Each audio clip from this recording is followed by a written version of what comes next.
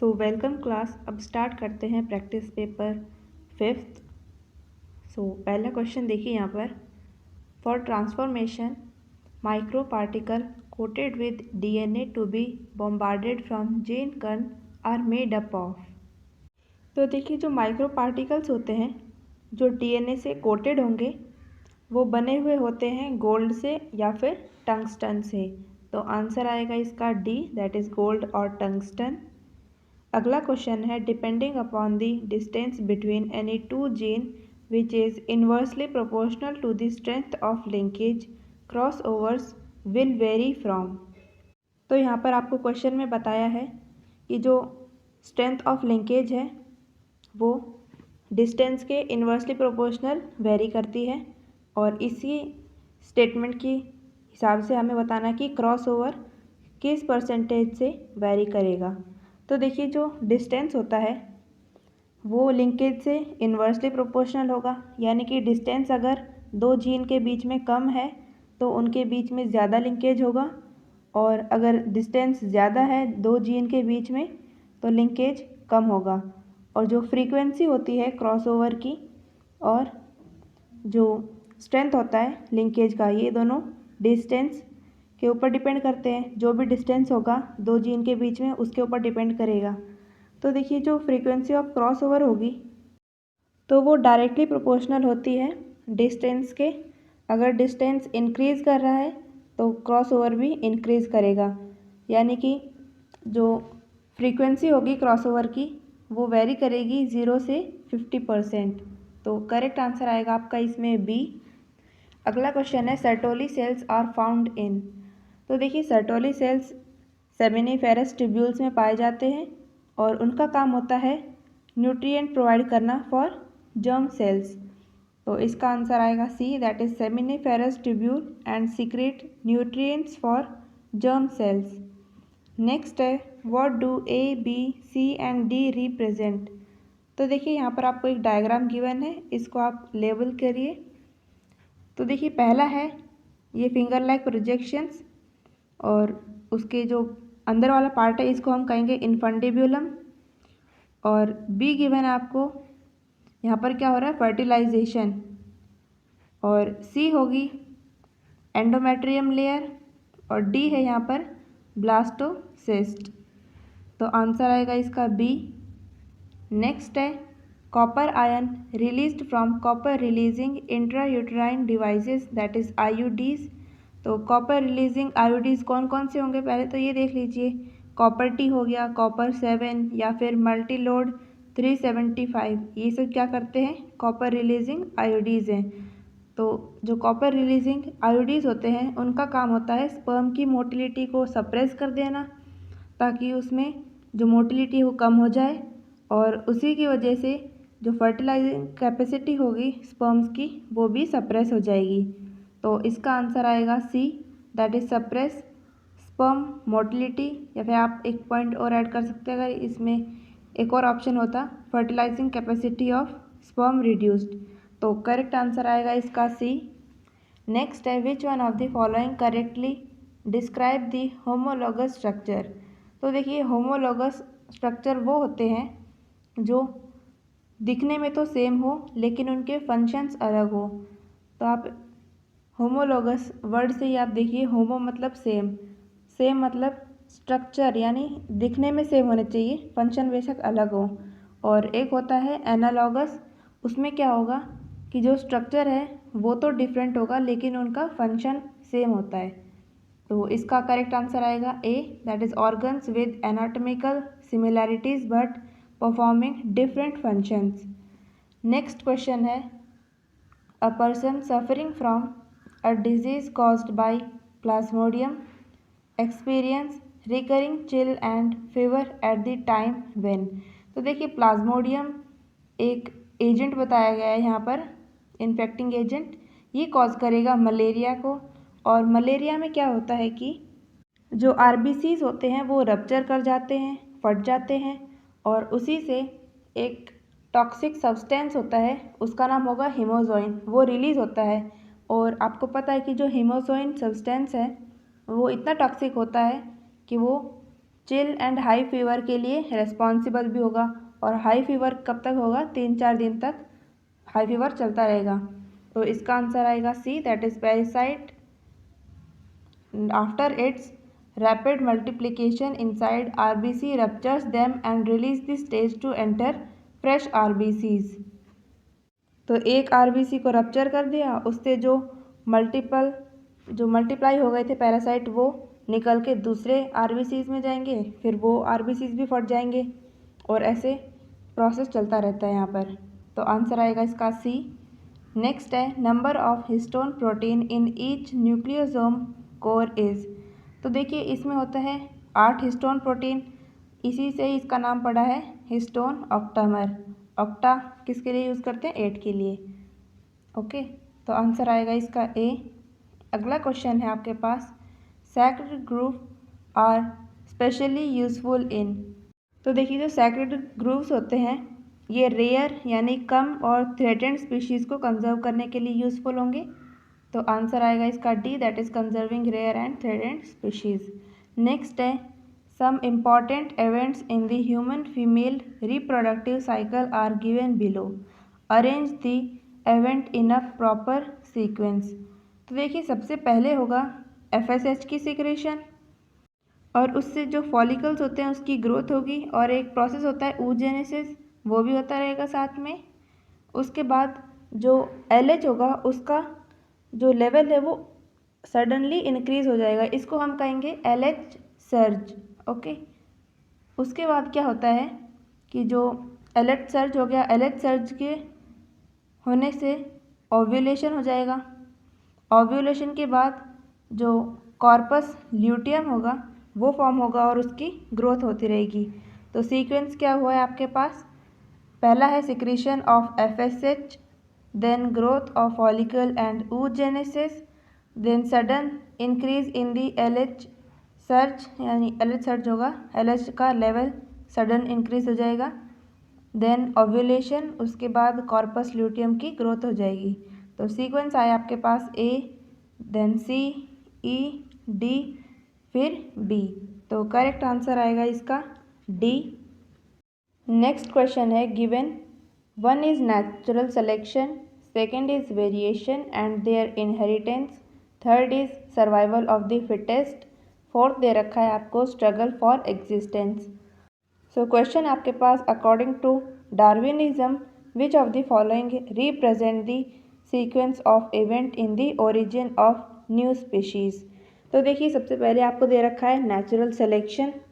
Natural selection क्या होगा कि जो नेचर है वो सेलेक्ट करता है कि कौन सा जनरेशन फिट है, ठीक है, उसको हम कहते हैं नेचुरल सिलेक्शन, नेचर के द्वारा सेलेक्ट किया गया।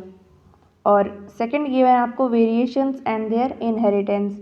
और वेरिएशंस कैसे आएंगे? म्यूटेशन से आएंगे, म्यूटेशन से आएंगे। और म्यूटेशन क्या होते हैं? चेंजेस।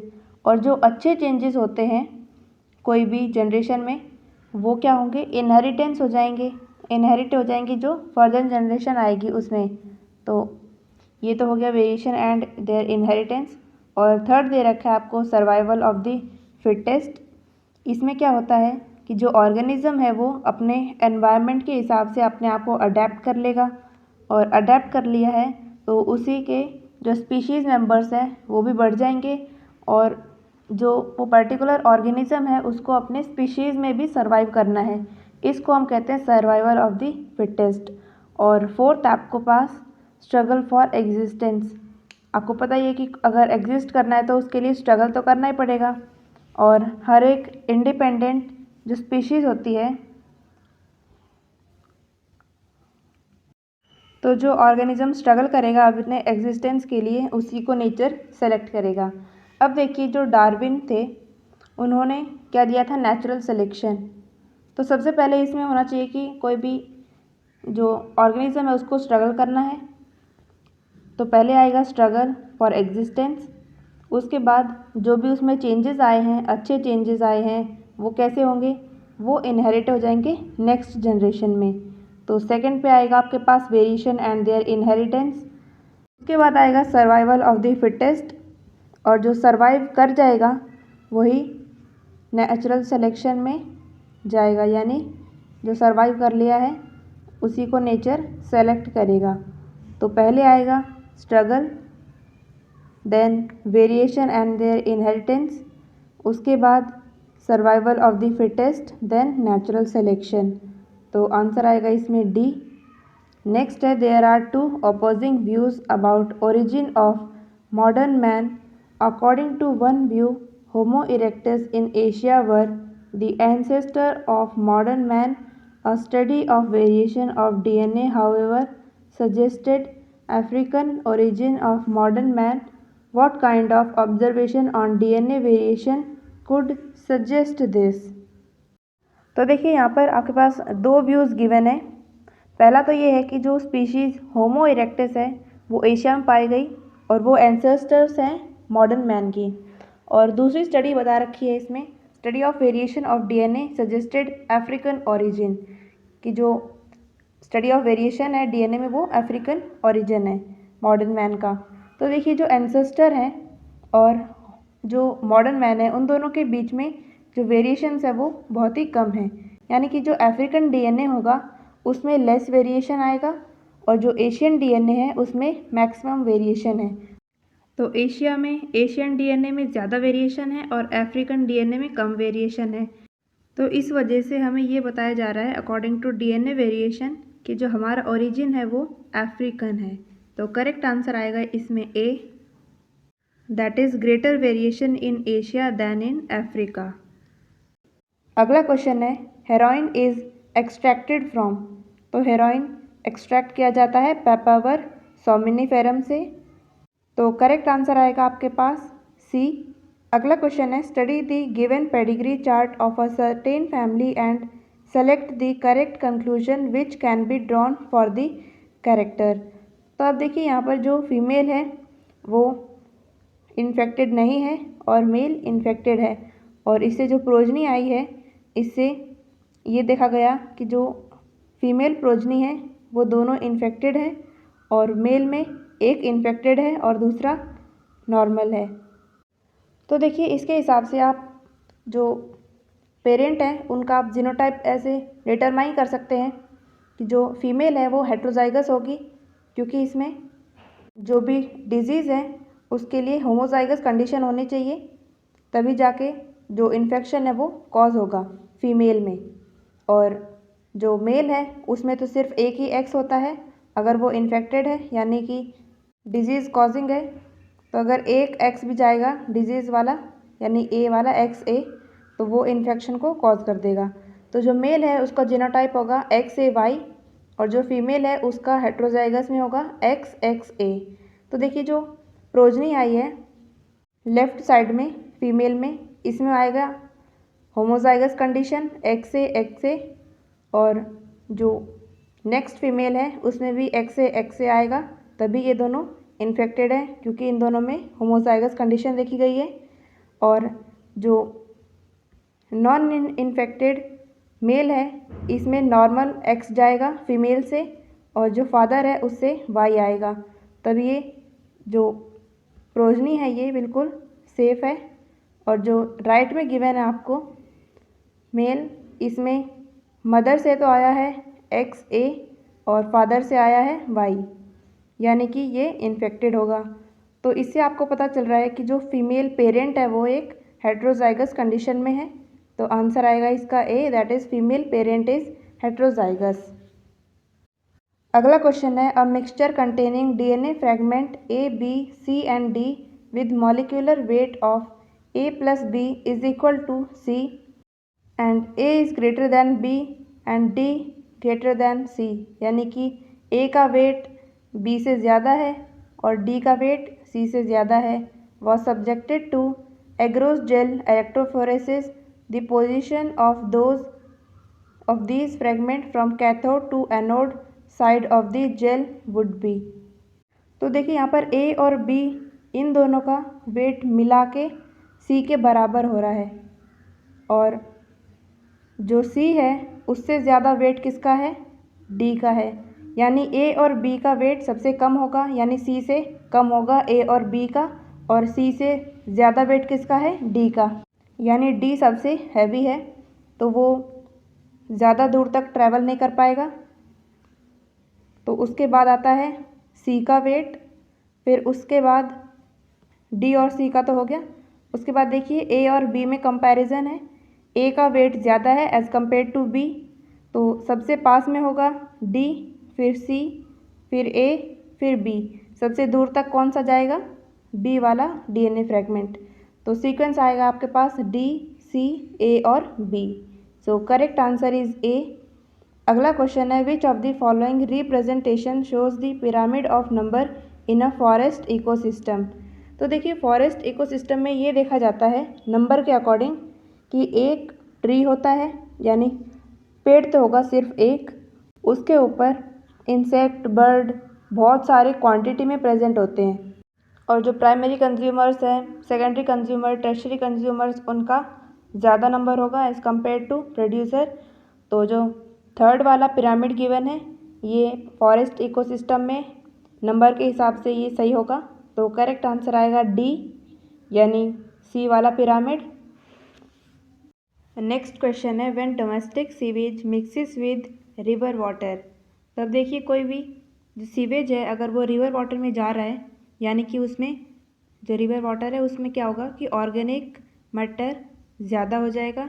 ऑर्गेनिक मैटर ज़्यादा होने से जो भी ऑक्सीजन प्रेजेंट होगी रिवर में सारी कंज्यूम हो जाएंगी, और जो एक्वेटिक लाइफ होगी उनके लिए कोई भी ऑक्सीजन नहीं बचेगी, और इससे जो भी एक्वेटिक लाइफ होगी वो सब खत्म हो जाएंगी।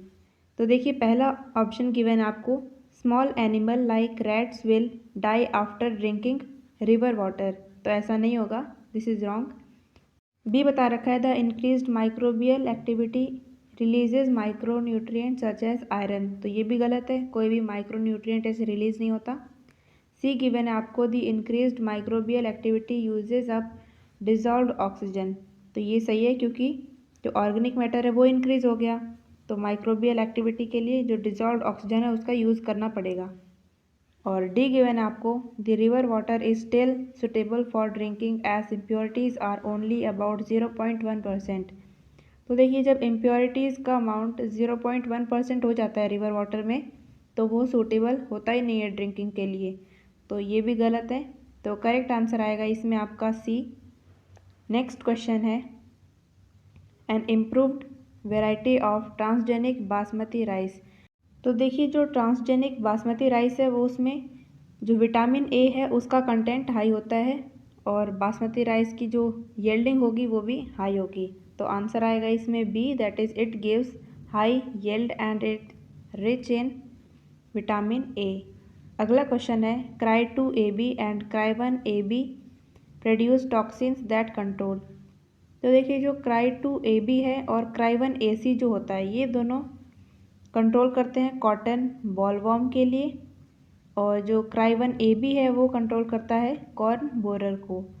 तो पहले आएगा कॉटन बॉलवॉर्म और दूसरा आएगा कॉर्न बोरर, तो आंसर आएगा इसका ए। अगला क्वेश्चन है in Mendelian dihybrid cross when heterozygous round yellow are self crossed round green offspring are represented by the genotype. तो देखिए हमें इसमें ये चूज़ करना है कि कौन से राउंड ग्रीन ऑफस्प्रिंग को रिप्रेजेंट करेंगे। राउंड के लिए देखो कैपिटल आर हो सकता है दोनों, या फिर एक कैपिटल है और एक स्मॉल आर, ठीक है, ये हो गए राउंड के लिए।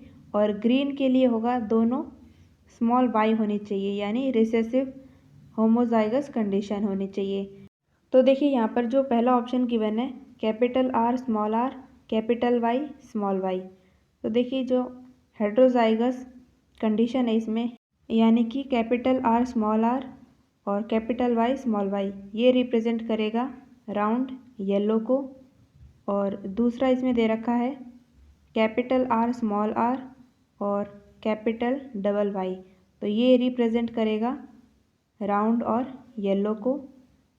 और इसमें थर्ड गिवन आपको capital double R capital Y small y, तो ये भी रिप्रेजेंट करेगा राउंड और येलो को, तो ये तो गलत हो गया। बी देखिए capital R small double Y, तो यहाँ पर ये कैपिटल आर और स्मॉल आर ये हेट्रोजाइगस कंडीशन में है, तो ये रिप्रेजेंट करेगा राउंड को, और वाई वाई यानी स्मॉल है दोनों, ये होगा ग्रीन। तो यहाँ पर है राउंड और ग्रीन, ये तो सही हो गया। और सेकंड इसमें यानी इसका दूसरा पार्ट देखिए, कैपिटल डबल आर और स्मॉल डबल वाई, तो ये होमोजाइगस कंडीशन में है, लेकिन यहाँ पर आर आर तो राउंड को रिप्रेजेंट करेगा और स्मॉल वाई ग्रीन को रिप्रेजेंट करेगा। और जो थर्ड दे रखा है इसमें, आर आर छोटे हैं दोनों और वाई वाई भी छोटे हैं, यानी कि ये रिंकल्ड है और ग्रीन है, तो ये गलत होगा। और सी देखिए, capital R small double Y, तो देखिए यहाँ पर हेट्रोजाइगस कंडीशन दे रखी है आर और आर की, ये तो रिप्रेजेंट करेगा आपको राउंड, और जो स्मॉल डबल वाई है ये ग्रीन को रिप्रेजेंट करेगा, ये सही है। और इसका जो नेक्स्ट पार्ट गिवन है, capital double R and small double Y, तो ये रिप्रेजेंट करेगा राउंड और ग्रीन को, तो ये करेक्ट आंसर रहेगा इसमें सी। डी पार्ट देखिए, capital R capital Y small y, तो ये रिप्रेजेंट कर रहा है राउंड और येलो को। और नेक्स्ट है इसमें small double r small double y, ये रिप्रेजेंट करेगा रिंकल्ड और ग्रीन को। नेक्स्ट है capital R small double Y, तो ये रिप्रेजेंट करेगा यहाँ पर राउंड और ग्रीन को, तो करेक्ट आंसर है इसमें सी। नेक्स्ट पार्ट देखिए, in double stranded DNA the sequence of nucleotide in a one strand is, इसमें सीक्वेंस दे रखा है आपको ATT CG CT AT, ये 3 प्राइम से 5 प्राइम का डायरेक्शन बता रखा है आपको। What will be the complementary sequence on the other strand, तो कॉम्प्लीमेंट्री सीक्वेंस के लिए आपको पता है कि A के साथ आएगा T और G के साथ आता है C, तो इसी के अकॉर्डिंग आप कॉम्प्लीमेंट्री सीक्वेंस देख लीजिए दूसरे स्ट्रैंड का। A है यानी कि पहले आएगा T, then A,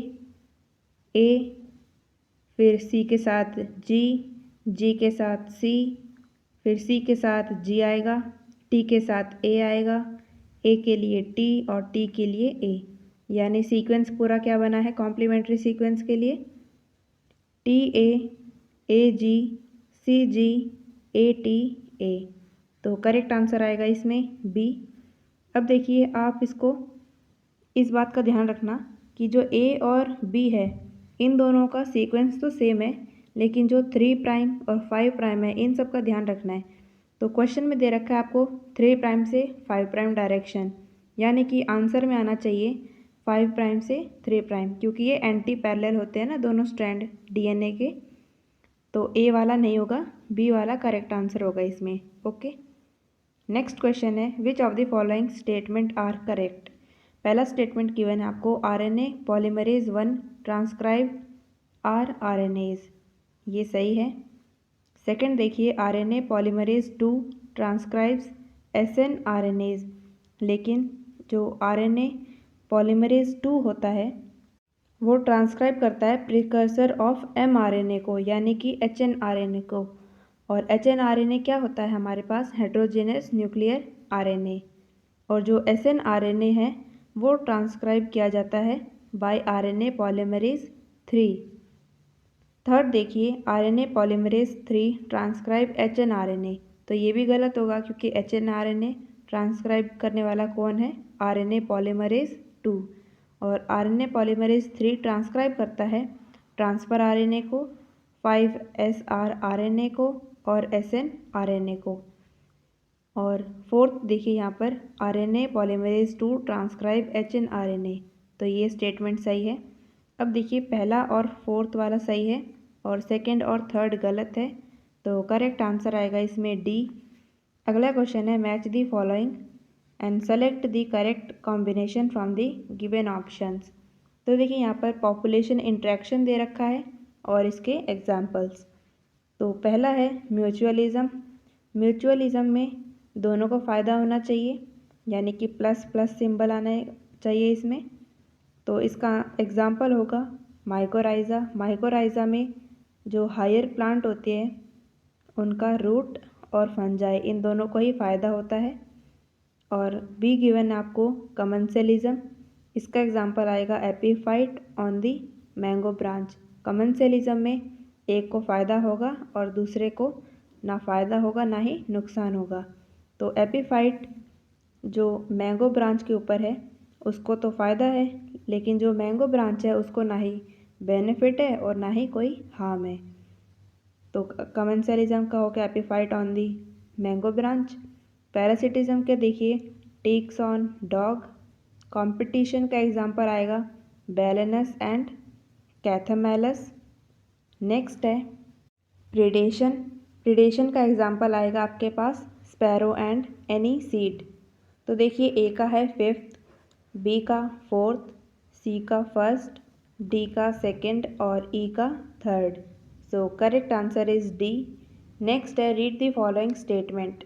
4 statement given आपको ए से डी तक, और हमें इसमें बताना है कि विच of the following statement 2 statement have mistake. तो इन दोनों में से कोई 2 स्टेटमेंट ऐसी है जिनमें मिस्टेक है और उनमें से हमको वो आइडेंटिफाई करनी है। तो पहला स्टेटमेंट गिवन है आपके पास, the first transgenic buffalo Rosie produced milk which was human alpha lactalbumin and raised. तो ये बफेलो नहीं थी, ये काऊ थी। तो ये पहला वाला गलत हो जाएगा। सेकंड देखिए, restriction enzymes are used in isolation of DNA from other macromolecule. तो जो रिस्ट्रिक्शन एंजाइम्स होते हैं वो डीएनए फ्रैगमेंट्स को कट करने के लिए काम आते हैं कोई भी एक स्पेसिफिक पोजीशन पे। तो ये भी गलत हो जाएगा। नेक्स्ट देखिए, downstreaming processing is one of the step of are DNA technology. तो ये स्टेटमेंट सही है, और जो डाउनस्ट्रीम प्रोसेसिंग होती है ये बिल्कुल लास्ट स्टेप होता है रिकॉम्बिनेंट डीएनए टेक्नोलॉजी का। और डी गिवन आपको disarmed pathogen vectors are also used in transfer of are DNA into the host. तो ये स्टेटमेंट भी सही है। तो देखिए ए और बी गलत हैं, तो करेक्ट आंसर आएगा इसका D, that is A and B are incorrect. Next है, which one of the following bacteria is used for production of transgenic plant. तो ट्रांसजेनिक प्लांट को प्रोड्यूस करने के लिए जो बैक्टीरिया यूज़ की जाती है उसका नाम होता है Agrobacterium tumefaciens. So correct answer is D. अगला क्वेश्चन देखिए, people administered with performed antibodies get. तो देखिए कोई भी एक इंसान है, उसको पहले से बनी बनाई एंटीबॉडीज़ दी जा रही है, तो उसको हम कहेंगे कि इसको पैसिव इम्यूनिटी प्रोवाइड की गई है। अगर जो कोई भी इंसान है उसकी बॉडी खुद ही इम्यूनिटी को बढ़ाए तो उसको हम कहते हैं एक्टिव इम्यूनिटी। तो परफॉर्म्ड एंटीबॉडीज़ से जो इम्यूनिटी मिलती है तो उसका आंसर आएगा D, that is passive immunity. Next है, in an organism tall phenotype is dominant over recessive dwarf phenotype. तो जो टॉल होंगे वो डोमिनेंट होते हैं ड्वार्फ से, and the alleles are designated as T and यानी capital T and small T respectively. तो देखिए टॉल फिनोटाइप के लिए कैपिटल टी रिप्रेजेंट करता है और जो ड्वार्फ फिनोटाइप होता है उसको रिप्रेजेंट करता है स्मॉल टी। आगे देखिए क्वेश्चन में गिवन आपको, upon crossing 2 different individual total 250 offspring are obtained, out of which 124 displayed tall phenotype and rest were dwarf, thus the genotype of the parents were। तो देखिए टोटल है 250 offspring और toll की category में डाले गए हैं 124, यानी कि छोटे वाले कितने हुए, ड्वार्फ वाले 126 हो गए। ठीक है, यानी कि जो इनका रेशियो है टॉल और ड्वार्फ का लगभग 50-50% है।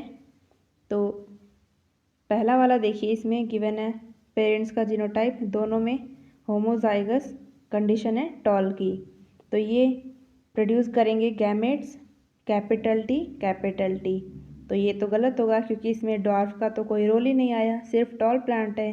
और क्वेश्चन में आपको गिवन है कि 120 तो है टॉल और ड्वार्फ की संख्या है 126, तो ये गलत हो गया। बी देखिए, कैपिटल टी इनको क्रॉस किया गया है स्मॉल टी के साथ। तो इससे जो भी हमारे पास गैमेट्स आएंगे ऑफस्प्रिंग के लिए तो वो होंगे कैपिटल टी स्मॉल टी, यानी कि ये हेट्रोजाइगस कंडीशन में है लेकिन सारे यहाँ पर कैसे होंगे, टॉल होंगे, कोई भी ड्वार्फ नहीं होगा। तो इसको भी हम कंसिडर नहीं कर सकते, तो ये भी गलत हो गया।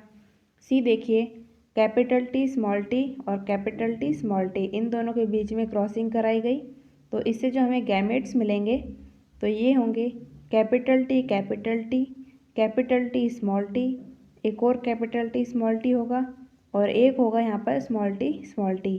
तो अब देखिए, जो होमोजाइगस कंडीशन में है टॉल और हेट्रोजाइगस कंडीशन में टॉल है, ये सारे तो मतलब बाहर से देखेंगे तो सारे टॉल ही होंगे। ऐसे तो बाहर से फिनोटाइप देख के हम पता नहीं कर सकते कि कौन सा हेट्रोजाइगस में है और कौन सा होमोजाइगस में है। तो यहाँ पर टॉल की तो रेशियो हो गई है 3 और जो छोटे हैं ड्वार्फ उसकी रेशियो हो गई है 1, यानी टॉल और ड्वार्फ रेशियो में है यहाँ पर 3:1 में। और जो क्वेश्चन में गिवन आपको लगभग 50% इनका रेशियो है, यानी 1:1 में ये गिवन है आपको क्वेश्चन में, तो ये भी गलत होगा। डी देखिए, कैपिटल टी स्मॉल टी इसको क्रॉस किया गया है स्मॉल टी के साथ। तो यहाँ पर जो हम गैमेट्स बनाएंगे यानी जो ऑफस्प्रिंग आएंगे उसका जीनोटाइप होगा कैपिटल टी और स्मॉल टी, ये दोनों 1:1 में प्रेजेंट होंगे, यानी 50-50%, 50% टॉल और 50% ड्वार्फ। तो क्वेश्चन में भी यही गिवन है आपको, तो आंसर आएगा इसका डी। अगला क्वेश्चन गिवन है आपको 3 प्राइम से 5 प्राइम तक एक सीक्वेंस गिवन है जीन का, और इसमें पूछा गया है आपके पास after transcription the mRNA found against it and the sequence of base in the corresponding binding anticodon will be. तो देखिए, जो जीन है उसका तो हमें न्यूक्लियोटाइड गिवन है यहाँ पर सीक्वेंस उसका, तो इससे जो mRNA बनेगा उसका सीक्वेंस होना चाहिए UUU और ACG CGC UAU। और आपको पता है कि यहाँ पर U क्यों आया है, क्योंकि ये RNA है। अगर DNA होता तो A के साथ T आता, ना कि A के साथ U आता। ओके, तो ये सीक्वेंस तो हो गया mRNA का।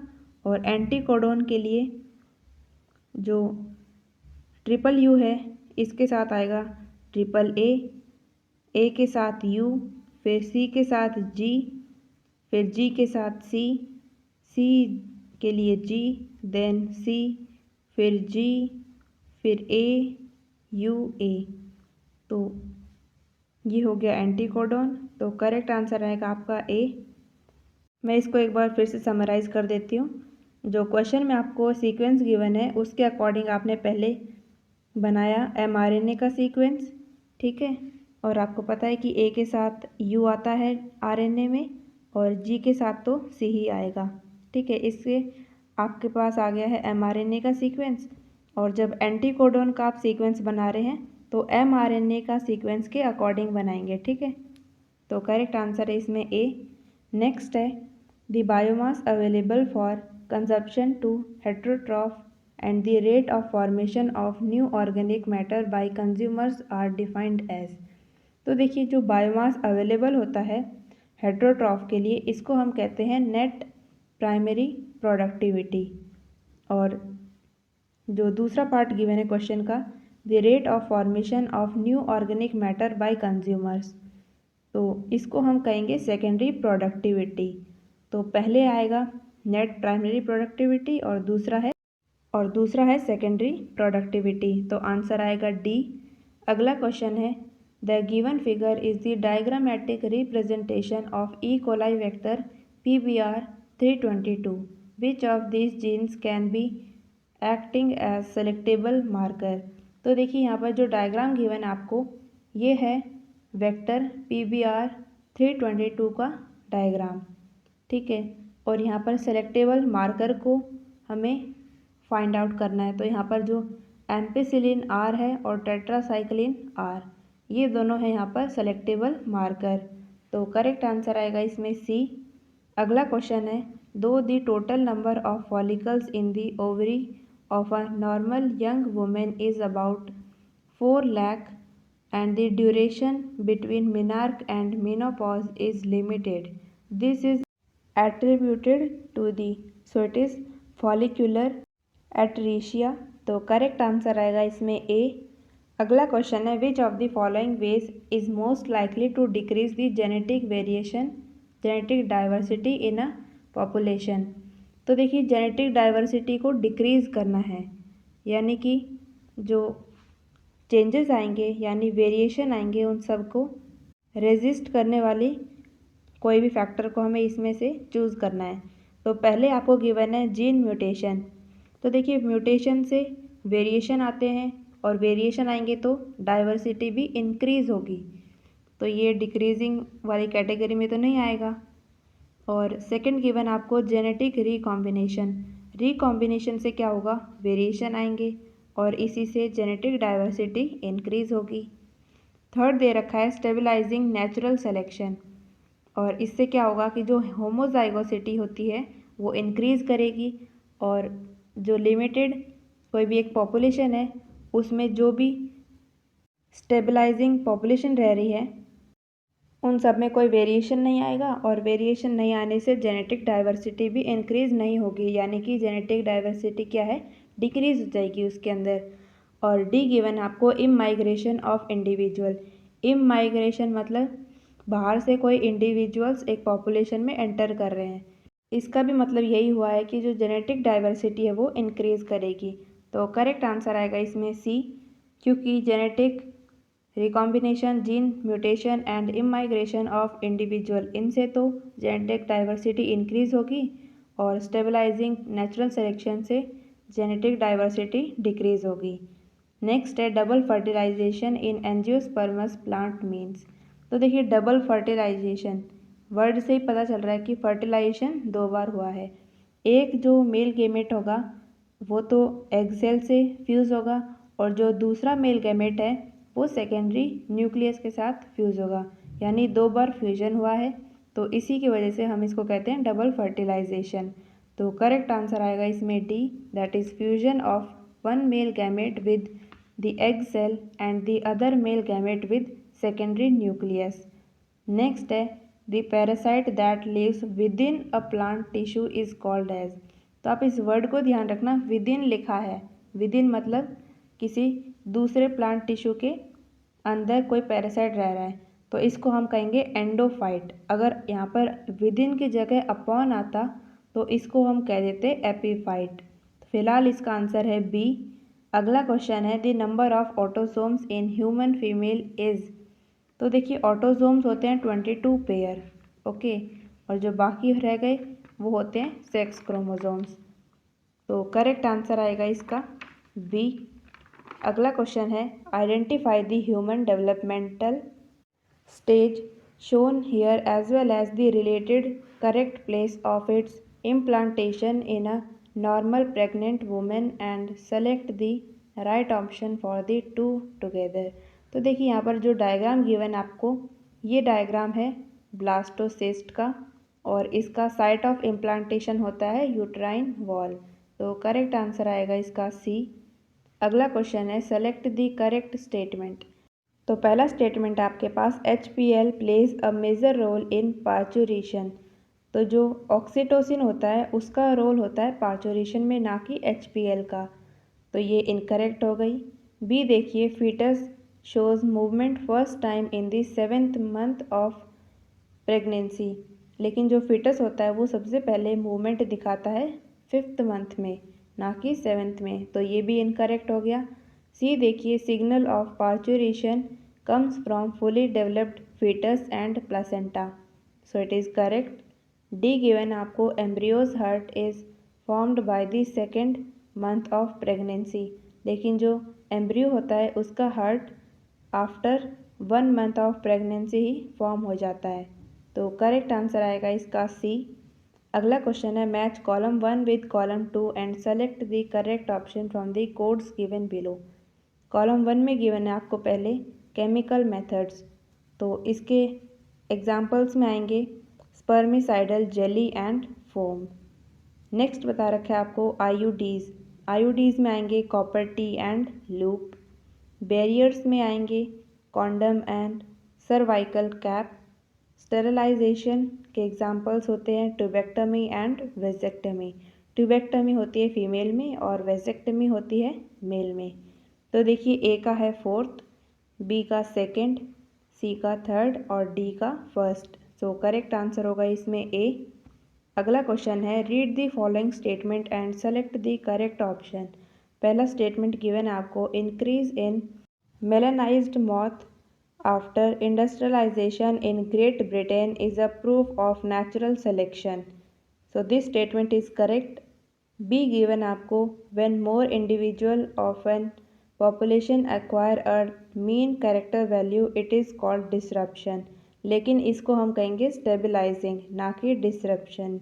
डिसरप्शन में क्या होता है कि जो ज़्यादा इंडिविजुअल होते हैं वो एक्वायर करते हैं पेरिफेरल कैरेक्टर वैल्यू को बोथ एंड्स में, जो डिस्ट्रीब्यूशन कर्व होता है ना उसके दोनों एंड्स पर। और सी गिवन आपको, change in allelic frequency in a population will lead to Hardy Weinberg equilibrium. लेकिन अगर एलिलिक फ्रीक्वेंसी में कोई चेंज होता है तो वो हार्डी वेनबर्ग इक्विलिब्रियम को लीड नहीं करता। तो इसके लिए एलिलिक फ्रीक्वेंसी में कोई भी चेंज नहीं होना चाहिए। तो सी भी गलत है यहाँ पर। डी देखिए, genetic drift changes the existing gene और allelic frequency in future generation. तो यहाँ पर ए और डी करेक्ट हैं और बी और सी गलत हैं। तो करेक्ट आंसर आएगा इसमें सी। अगला क्वेश्चन है, the extinct human ancestor who ate only fruit and hunted with stone weapons was. तो ये थे ऑस्ट्रेलोपिथेकस। तो करेक्ट आंसर आएगा बी। अगला क्वेश्चन है, what is correct for Turner syndrome. तो देखिए टर्नर सिंड्रोम के लिए आता है 45 विद XO। ओके, तो पहला गिवन है आपको, it is a case of monosomy, ये सही है। बी बता रखा है, it causes sterility in females, ये भी सही है। और सी ऑप्शन है, it is characterised by the absence of Barr body, ये ऑप्शन भी करेक्ट है। तो करेक्ट आंसर आएगा इसमें D, that is all of this, क्योंकि सारे ही ऑप्शन सही हैं इसमें। नेक्स्ट क्वेश्चन है, identify the molecule A and be shown below and select the right option giving their source and use. तो देखिए पहला जो ए गिवन है ये डायग्राम है मॉर्फिन का, और जो बी गिवन आपको ये कैनाबिनॉइड्स का डायग्राम गिवन है, यानी स्ट्रक्चर गिवन है। तो देखिए यहाँ पर इसका आंसर आएगा डी, दैट इज़ ए है मॉर्फिन, और इसका सोर्स होता है पेपावर सोमिनिफेरम, और इसका यूज़ होगा सेडेटिव या फिर पेन किलर की तरह काम करेगा, ठीक है। और जो बी गिवन आपको कैनाबिनॉइड मॉलिक्यूल, इनका सोर्स होता है cannabis sativa naturally, and it affect cardiovascular system of the body. तो करेक्ट आंसर आएगा इसमें डी। अगला क्वेश्चन है, which one of the following correctly represent the manner of replication of DNA. तो देखिए जब डीएनए का रेप्लिकेशन होता है वो 5 प्राइम से 3 प्राइम डायरेक्शन में होगा, ठीक है। तो पहला ऑप्शन गिवन आपको, इसमें रेप्लिकेशन हो रहा है 3 प्राइम से 5 प्राइम की तरफ, तो ये गलत होगा। बी गिवन आपको एक स्ट्रैंड में हो रहा है 5 प्राइम से 3 प्राइम, ये सही है। और जो दूसरा स्ट्रैंड है इसमें रेप्लिकेशन हो रहा है 3 प्राइम से 5 प्राइम डायरेक्शन में, तो ये गलत हो जाएगा। सी देखिए, इसमें जो पहला है स्ट्रैंड और दूसरा स्ट्रैंड, इनमें ये दोनों ऐसे मर्ज कर गए हैं रेप्लिकेशन के टर्म्स में, तो ये गलत होगा। और डी गिवन आपको एक स्ट्रैंड में है 5 प्राइम से 3 प्राइम डायरेक्शन में रेप्लिकेशन, और दूसरे में भी 5 प्राइम से 3 प्राइम में है। और जो ऐसे डिसकॉन्टिन्यूअस रेप्लिकेशन हो रहा है, यहाँ पर बनेंगे ओकाजाकी फ्रेगमेंट्स, बाद में ये जॉइन हो जाते हैं बाय लाइगेज एंजाइम। तो करेक्ट आंसर आएगा इसका डी। अगला क्वेश्चन है, which of the following layers of the ovum undergoes changes to prevent polyspermy when sperm contact with it. तो देखिए जो लेयर होती है हमारे पास जोना पेलुसिडा, उसमें कुछ ऐसे चेंजेस होते हैं ताकि जो बाकी के स्पर्म्स है वो उनका कांटेक्ट ना हो पाए और इससे पॉलीस्पर्मी भी नहीं होगी। तो करेक्ट आंसर आएगा इसका C, that is zona pellucida layer. Next है which of the following is dioecious. तो देखिए यहाँ पर ए गिवन है, ये बाइसेक्सुअल होता है यानी मोनोशियस है। बी गिवन आपको कारा प्लांट, ये होता है मोनोशियस और इसमें ओगोनियम यानी फीमेल सेक्स ऑर्गन वो अपर साइड प्रेजेंट होते हैं और जो एंथ्रीडियम होता है यानी मेल सेक्स ऑर्गन ये डाउन की तरफ होता है लोअर पोजीशन में। और सी गिवन आपको लिवर फ्लूक, ये भी मोनोशियस है और डी ये डायोशियस है। तो करेक्ट आंसर आएगा इसमें डी।